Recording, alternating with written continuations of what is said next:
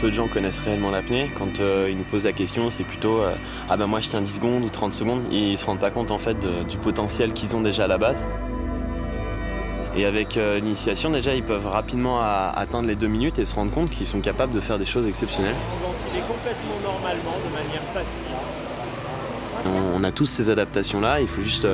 c'est pas inné, quoi. C'est comme tout, ça se travaille. Et ça permet aussi aux gens déjà de se retrouver en introspection, en méditation, parce qu'ils en font jamais, très très peu, et de manière ludique. Tes épaules, tes bras, extrêmement lourds. Et je trouve que c'est un super moteur pour l'initiation, découvrir l'activité et pourquoi pas justement rentrer dans les clubs et puis évoluer dans ce sport qui apporte beaucoup de choses. On part en apnée, c'est parti.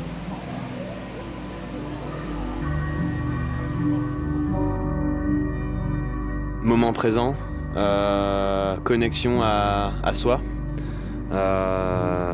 libre arbitre et passion. Ça, c'est les valeurs de l'apnée. Ouais, pour moi. Après, chacun a ses propres valeurs. En tout cas, celle-ci, pour moi, c'est les valeurs de l'apnée, ouais.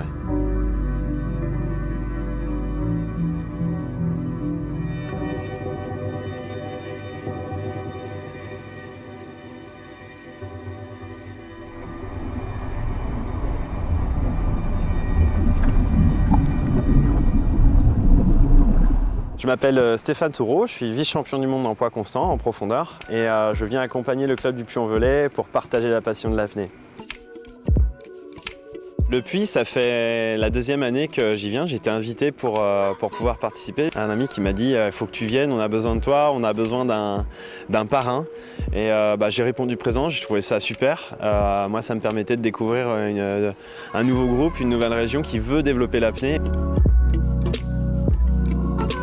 L'apnée est une méditation ludique. C'est ce qui va permettre de travailler sur soi, sur la connexion au moment présent. Je dirais que quelque chose qui nous amène vers l'introspection et c'est une sorte de spiritualité. Et moi, je pense que la spiritualité, c'est ça, c'est d'apprendre à se connaître et de savoir de quoi réellement on est composé. C'est dans cette démarche où on travaille énormément sur la préparation mentale et le développement personnel. Quand je me suis immergé, la première sensation que j'avais, c'est la liberté en fait. Il n'y avait plus personne qui me disait ce que je devais faire. Je pouvais sortir du système, il n'y avait pas de devoir, il n'y avait rien. Voilà, c'est cette liberté-là qu'on va chercher et je pense que 99,99% des apnéistes peuvent partager cette idée-là.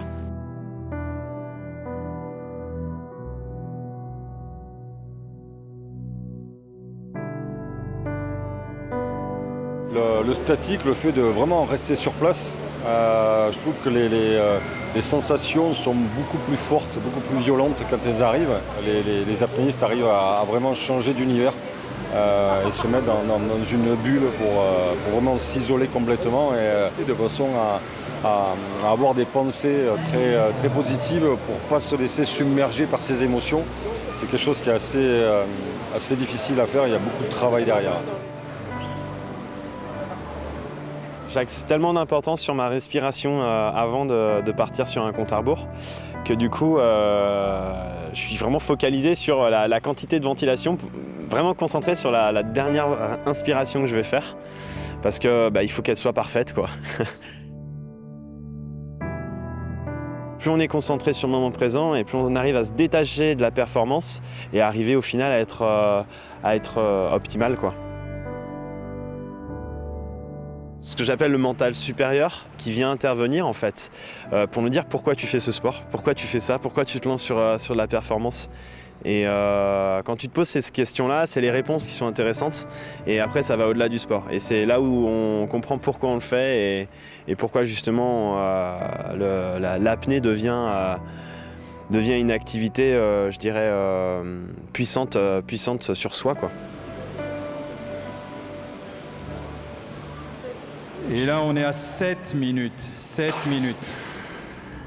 La sortie de l'eau, c'est la reconcentration, c'est-à-dire on essaye de se détacher le plus possible quand on est dans l'eau de tout ce qui se passe pour être connecté vraiment au moment présent. Et quand on sort de l'eau, c'est le moment où il faut qu'on arrive à être le plus présent possible et qu'on sorte de notre apnée. On n'est plus tout seul, il y a tout un groupe autour, il y a des gens qui nous regardent et il faut arriver à valider une performance et valider un protocole. Donc il faut qu'on enlève les lunettes, le pince-nez, qu'on fasse un signe, qu'on dise « ok, tout va bien ».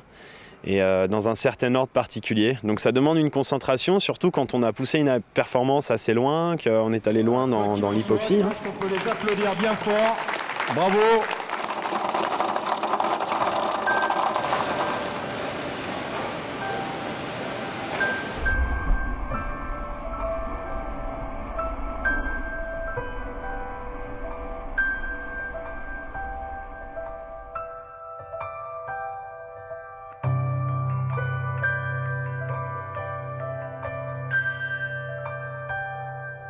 Lorsqu'on est dans le dynamique, on a souvent beaucoup de choses à gérer. La technique de nage, le placement, il y a vraiment des choses auxquelles on peut arriver à penser tout en effectuant l'épreuve.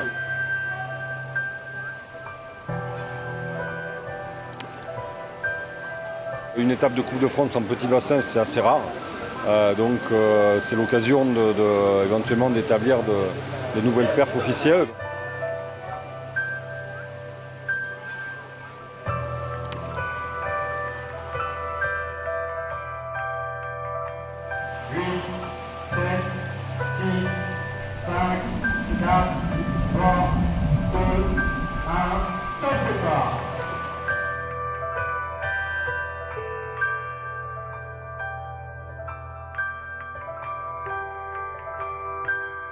On est en mouvement, on est concentré sur ce qu'on fait et donc on arrive un peu mieux à quelque part se déconnecter de la performance en elle-même, quoi. Lorsque le C350 est arrivé sur le circuit, je suis parti sur cette discipline, sur le 100 speed aussi. Là, aujourd'hui, le C325.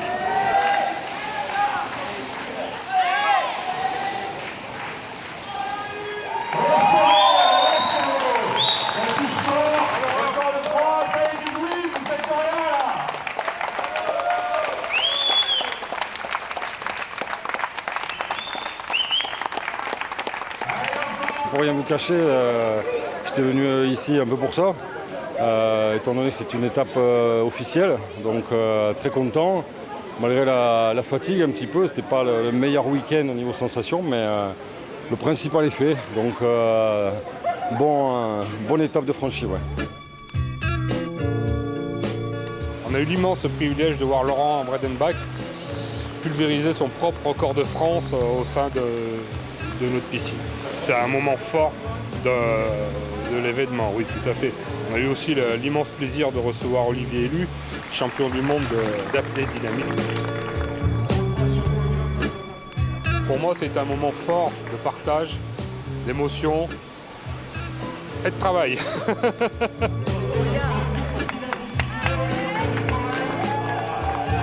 Mon cœur est très attaché au développement de l'apnée en France et c'est des gens qui se bougent, qui travaillent énormément pour ça dans la région, dans le département.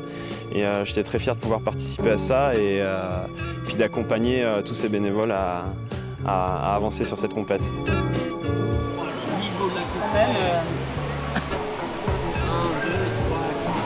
Ah, ça... Belle manche, hein.